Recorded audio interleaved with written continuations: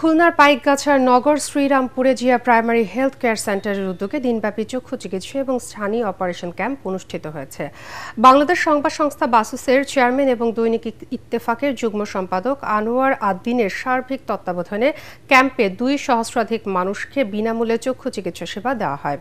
অনুষ্ঠানে পাইকগাছা উপজেলা বিএনপির আহ্বায়ক ডাক্তার আব্দুল মজিদ, বিশিষ্ট চিকিৎসক ডাক্তার হাফিজুর রহমান আশিক এবং ডাক্তার আসিফ হাসান সহ অন্যান্যরা উপস্থিত ছিলেন।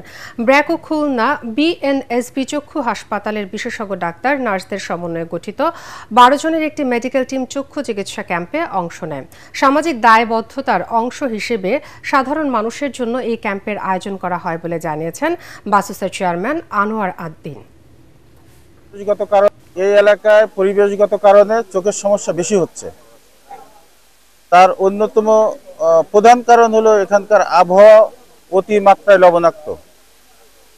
ফলে এখানে এই চক্ষু চিকিৎসাটা বেশি প্রয়োজন ছিল, যে কারণে আমরা আমাদের সাধ্যমতো যতটুকু করার চেষ্টা করছি। যার ছানি কাটার দরকার সেটা তাদেরকে বাছাই করে নেওয়া হচ্ছে, আর যাদের প্রাথমিক চিকিৎসা দেওয়ার দরকার সেটা দেওয়া হচ্ছে, যাদের চশমা দরকার তাদের চশমা দেওয়া হচ্ছে, যাদের ওষুধ দেওয়ার দরকার ওষুধ দেওয়া হচ্ছে।